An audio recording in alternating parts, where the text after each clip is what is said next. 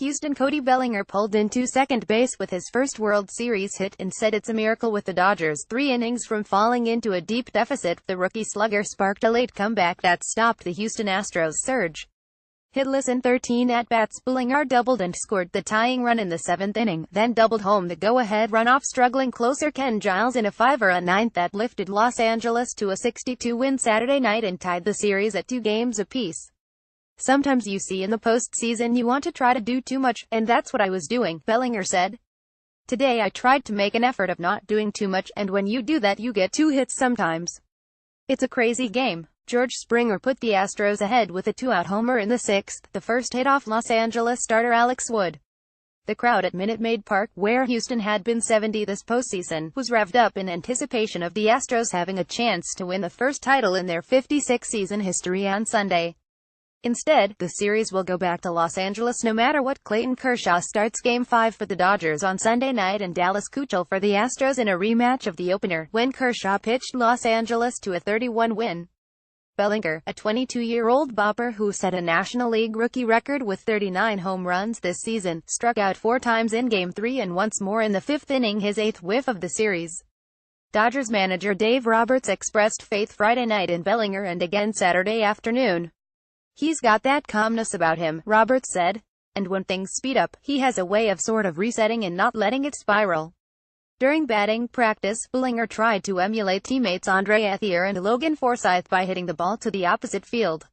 "I was always told these really good hitters hit the ball the other way in BP and I had never done it, and I wanted to try it," he said. "I hit every ball in BP today to the left side of the infield. I've never done that before in my life. Usually I try to lift. I needed to make an adjustment." Bellinger lined a fastball to the opposite field over Marvin Gonzalez into the quirky corner next to the left field scoreboard, chasing starter Charlie Morton. He came home on Forsythe's 2-out single off Will Harris. Giles entered to start the 9th and got into immediate trouble, allowing a leadoff single to Corey Seager and a walk to Justin Turner. Bellinger took a low slider, then lined a fastball at the letters to left center. He dropped his bat and raised a hand while running to first and clapped his hands half a dozen times in excitement after sliding into second. "Every day you see him grow a little bit more," Wood said. "I think everybody kind of had the same message with him back quote, we believe in you.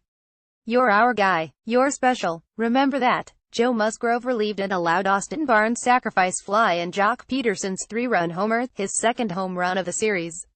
You like that," Peterson yelled to teammates, a la Washington Redskins quarterback Kirk Cousins, as he came back to dugout.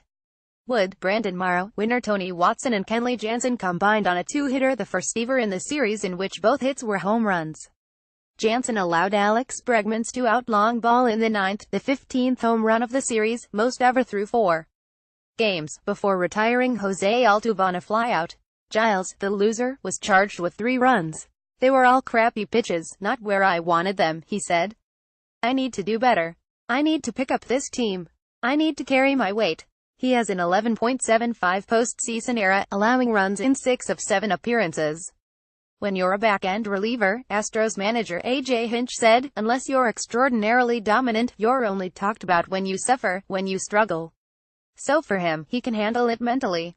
He can handle it physically. Springer put the Astros ahead when he drove a curveball, Wood's 84th and final pitch, over the left field scoreboard and into the Crawford boxes. Wood dropped to a knee on the mound and watched the ball land in the seats and rebound onto the field.